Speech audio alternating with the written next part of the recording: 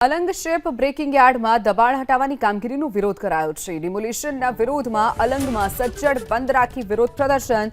Talaja deputy કલેક્ટરે 459 દબાણકારોને notice ફટકારી। 17 તારીખે હાથ ધરવામાં આવેલી ડિમોલિશનની કામગીરી ત્રાપજ, અલંગ, મણાર, કઠવાના ગ્રામજનો કલેક્ટરને રજૂઆત કરશે। 2000થી વધુ ગ્રામજનો ડેપ્યુટી કલેક્ટરને રજૂઆત કરવાના છે।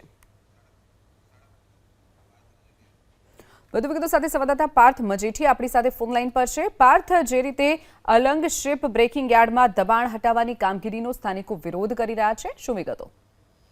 જો અલંગ શિપ બ્રેકિંગ યાર્ડ છે તે વિશ્વનું સૌથી મોટું યાર્ડ છે અને જ્યાં વર્ષોથી આ જે દબાણો છે તે ખડકી દેવામાં આવ્યા છે તેવું અધિકારી દ્વારા જણાવવામાં આવ્યું છે। ગૌચર અને જે ખાસ કરીને જે ખરાબાની જગ્યા હોય છે ત્યાં આ જે ગેરકાયદેસર દબાણો છે તે ખડકાઈ ગયા છે, જેને લઈને તળાજા જે ડેપ્યુટી કલેક્ટર છે તેમના દ્વારા કુલ 459 દબાણકર્તાઓને નોટિસ આપવામાં આવી છે। જો કે આ જ વિસ્તારની અંદર અગાઉ પણ ડિમોલેશન થયું હતું અને હવે પાર્ટ 2 શરૂ થયો છે, એટલે કે આજે ડિમોલેશન હાથ ધરવામાં આવવાનું છે તે 17 ડિસેમ્બરના રોજ આ ડિમોલેશનની કાર્યવાહી હાથ ધરવાની છે। તેના ભાગરૂપે આજે ગ્રામજનો છે તેમના દ્વારા ઉગ્ર વિરોધ કરવામાં આવ્યો હતો, જેમાં ત્રાપજ, અલંગ, મણાર, કઠવા સહિતના જે ગ્રામજનો છે, જેમાં 2000થી વધુ જે ગ્રામજનો છે તે તળાજા ડેપ્યુટી કલેક્ટરને આવેદન આપશે અને આ જે ડિમોલેશન છે તેમને રોકવા માટેની માંગ કરશે। પરંતુ હાલ આ જે ડિમોલેશન હાથ ધરવાનું છે તેને લઈને તંત્ર દ્વારા પણ તમામ પ્રકારની તૈયારીઓ કરી લેવામાં આવી છે।